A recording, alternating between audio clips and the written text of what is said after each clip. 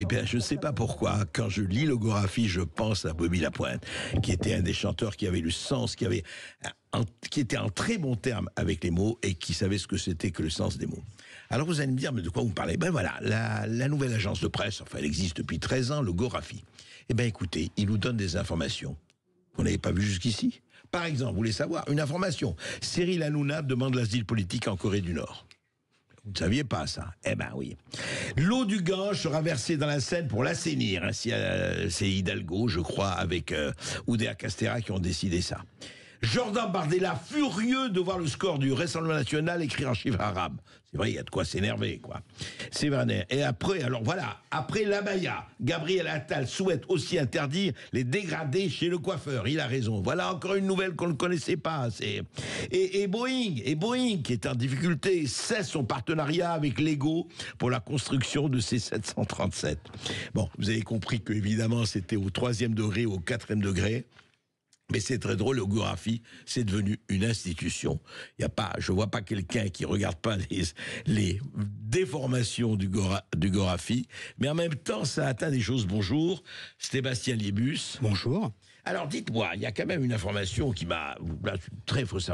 Alors, fondateur Jean-François Buissière, directeur Jean-François Buissière et comptabilité Jean-François Buissière. Oui, mais qui est Jean-François Buissière? C'est notre fondateur, enfin directeur général. Oui. Son fondateur, c'est plutôt son aïeul Jean-René Buissière.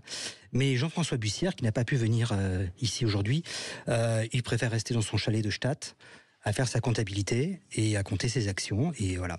C'est ça. Donc c'est lui qui chapeaute en quelque sorte. Et je dois vous dire que vraiment, vous avez un PDG extraordinaire, donc Jean-François Bisson, juste quelques mots. Il écrit une nouvelle préface, la nouvelle préface de l'édition de 2024 du Gorafi. Je ressens toujours le même plaisir, si ce n'est plus, que lorsque j'ai approuvé mon premier plan de licenciement collectif. Il est de ces petits plaisirs qui rythment une vie de financier et de capitaine d'industrie comme la mienne. Recevoir son premier parachute doré, encaisser ses premiers dividendes après un fructueux délit d'initié, dicter une préface par téléphone tandis que je nage dans la piscine d'un capitaine d'industrie d'un pays visé par des sanctions internationales.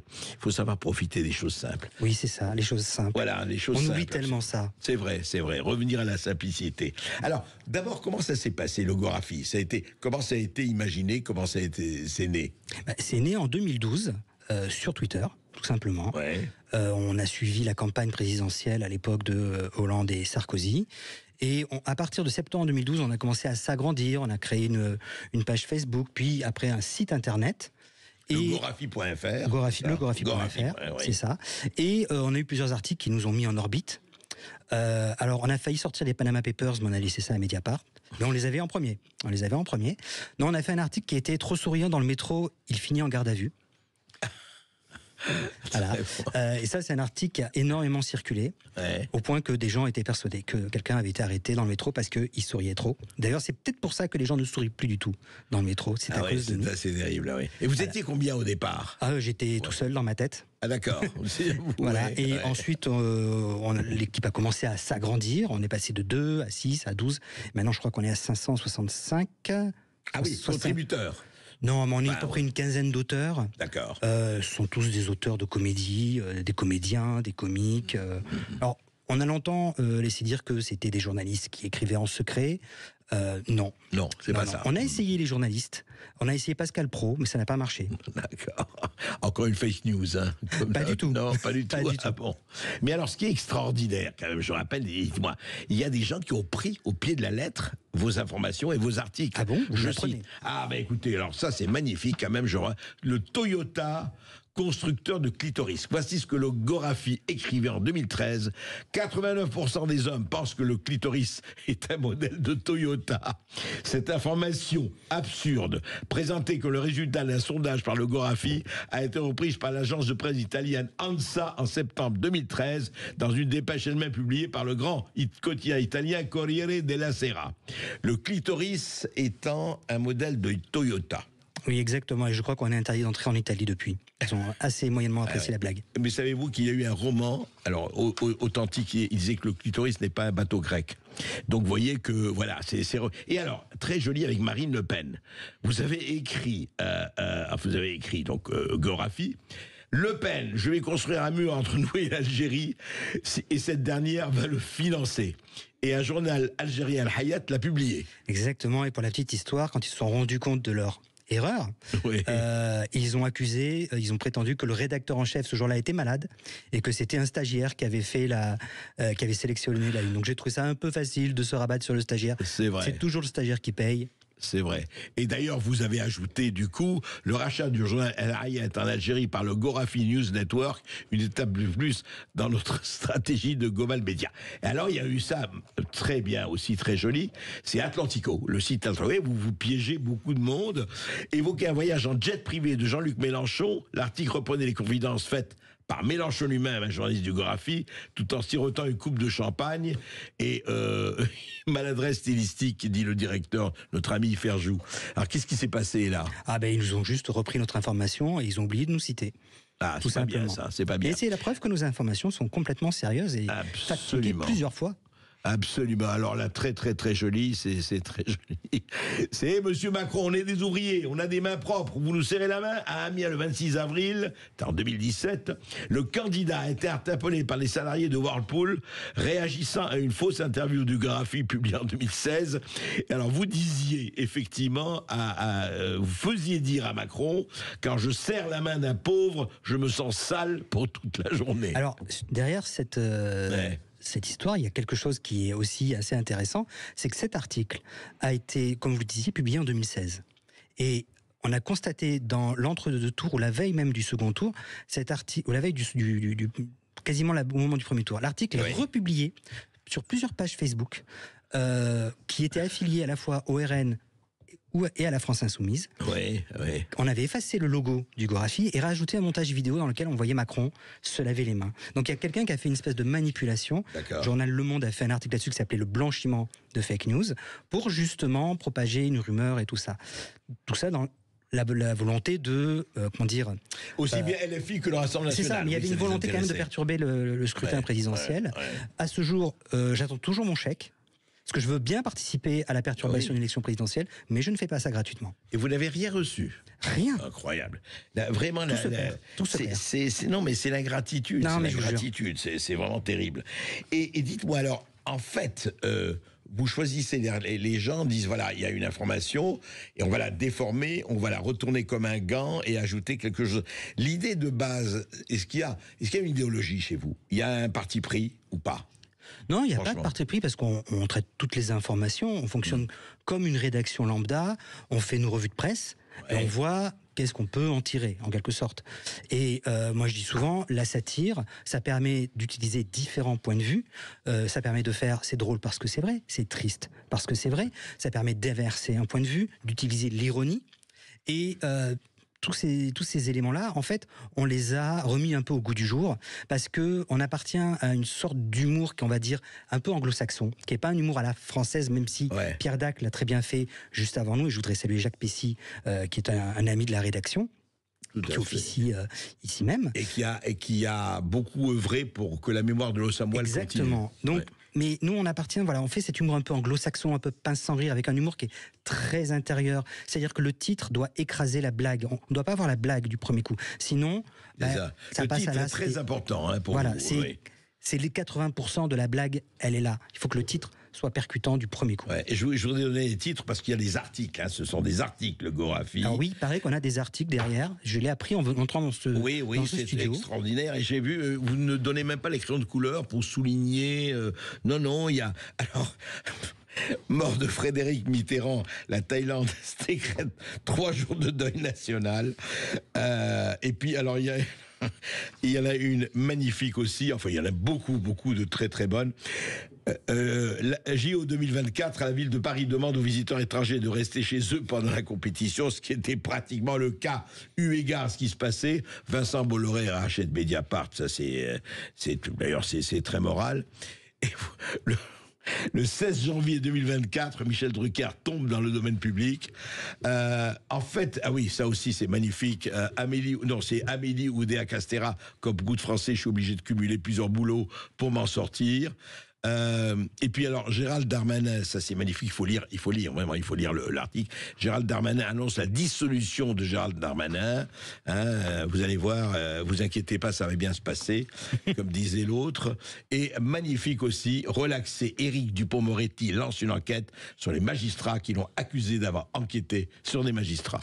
Et au fond, est-ce que vous réclamez d'un esprit français ou c'est vraiment anglo-saxon pour vous, là, votre dans la manière de créer cet humour, vous avez l'équivalent aux États-Unis qui s'appelle The Onion.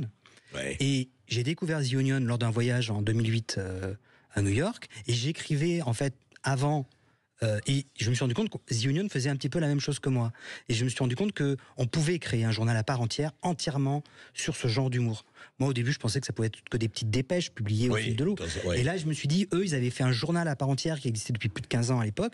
Donc, je me suis dit, il y a moyen de faire quelque chose de construit avec plusieurs rubriques. Donc, je me suis mis au travail. Il a fallu quasiment 4 ans pour arriver, en fait, à me lancer vraiment. Et après, donc, je trouve qu'on est au croisement de cet humour un peu anglo-saxon et d'un humour français qui va justement jouer sur la satire. La satire, ça renvoie à Voltaire. On a tous appris en terminale. Donc c'est très intéressant. Vous êtes une autre version. Ça n'a rien à voir avec Harakiri ou autre. Mais vous avez un esprit, moi je trouve, enfin, encore une fois, pas sur la forme, mais sur l'esprit. C'est ça. C'est la satire en fait, et la satire elle est multiple, comme on dit.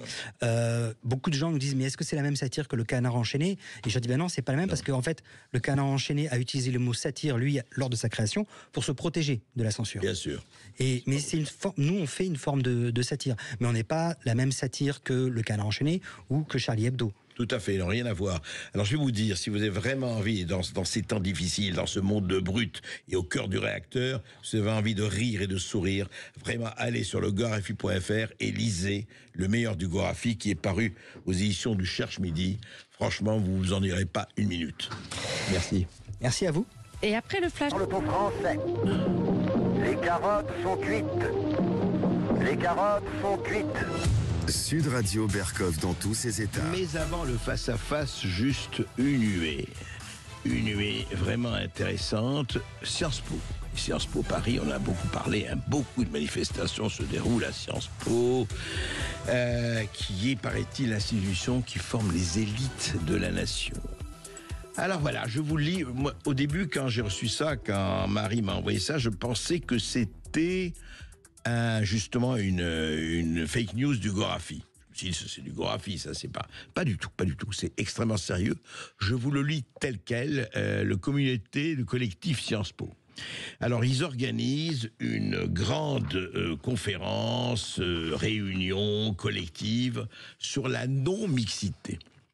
Alors, voilà ce qu'ils disent. D'abord, on va faire la non-mixité de genre en lien avec le documentaire. Alors, c'est le documentaire Selon elle de Camilla Oudlarbi qui aborde le rapport féminin aux racines ainsi que des problématiques spécifiques à la condition de la femme de la diaspora. Et puis, pour créer un safe space, très important. Safe space, ça veut dire c'est un espace sauvegardé, un espace protégé, dans lequel les femmes peuvent se sentir libres de s'exprimer en tant que femmes, sans ressentir de pression. Et j'ajoute, de pression de qui? Évidemment, des mâles, des hommes, des salauds de ce patriarcat absolument oppresseur, discriminateur, etc., etc. Voilà. Donc, non-mixité de genre. Et puis, il y a une autre, parce qu'on ne va pas s'en tenir là. Non-mixité non-blanche, pour questionner un vécu spécifique aux personnes racisées, le déracinement, l'identité plurielle, pour créer un safe space, encore une fois un espace protégé, dans lequel les personnes racisées peuvent partager une expérience commune sans se sentir réifiées ou fétichisées. Tel quel, je vous livre tel quel le mot. Évidemment, s'il y a un blanc qui vient polluer par son identité cette atmosphère, pas possible, elles vont être réifiées. Alors réifiées, je ne vois pas je vous traduis, c'est le jargon absolument magnifique des philosophico, sociologico, idéologico, voilà, réifier, se sentir une chose, c'est chosifié, ou alors fétichisé, évidemment, voilà, donc, pas question de mixité de genre, donc voilà, et puis pas d'hommes, bien sûr, et puis pas de blancs. Voilà. Allez, on va pas poser la question facile. Si ça avait été le contraire, une réunion qui disait interdit aux Noirs ou aux Arabes ou aux Juifs ou à je ne sais pas quoi, on dirait quoi ? Et on serait furieux. Et qu'est-ce qu'on aurait raison, en fait, d'être furieux, en tout cas, plus qu'indigné. Voilà, ainsi se passe aujourd'hui, dans une institution auguste qui s'appelle Sciences Po, ainsi se passent les réunions. Je crois qu'ils sont timides, ils vont pas assez loin. Moi, je pense qu'il faut des réunions interdites aux chauves, interdites aux rouquins, interdites aux albinos, interdites aux pieds plats. Non, c'est vrai, il faut pas arrêter, il faut vraiment chosifier. D'ailleurs, on va en parler avec David Duquesne dans un autre style, ce qu'on appelle l'assignation à résidence ou l'assignation à exclusion.